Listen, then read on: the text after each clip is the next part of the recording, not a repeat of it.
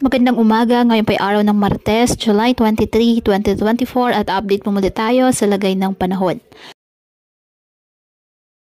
Ayon sa Pag-asa, patuloy pa rin na minomonitor ang bagyong Karina na nasa loob pa rin ng ating Philippine Area of Responsibility. Patuloy pa rin ito na hinahatak o pinapalakas ang hanging habagat o southwest monsoon na kung saan siya naman po nagdadala ng mga pag-ulan sa maraming bahagi ng ating bansa.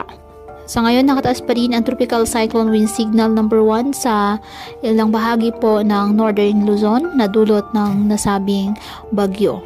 Inaasang kikilos ang bagyong Karina sa direksyong pahilaga-hilagang kanluran habang unti-unting bumibilis bago po lumiko sa kanlurang hilaga. Sa forecast track ng Pag-asa, mananatiling malayo po si bagyong Karina sa ating kalupaan at lalabas ng Philippine Area of Responsibility sa Miyerkules ng gabi o Huwebes ng madaling araw.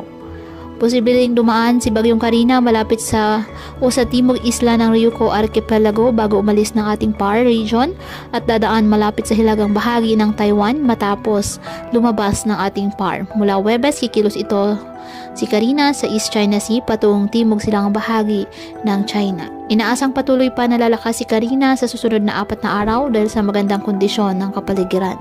Samantala, isa pang panibang low pressure area na nasa silangan ng Mindanao. Nasa labas din po ito ng ating PAR. Patuloy natin na i-monitor kung papasok ba ito na ating Philippine Area of Responsibility sa mga susunod na araw. Kaya patuloy po natin na pag-iingat ang ating mga kababayan sa banta po ng mga pagbaha at pagguho ng lupa, lalo na po kapag may malalakas na ulan, at ugaliin na magdala palagi ng payong o kahit anumang panangga sa ulan sa tuwing lalabas po ng ating mga tahanan.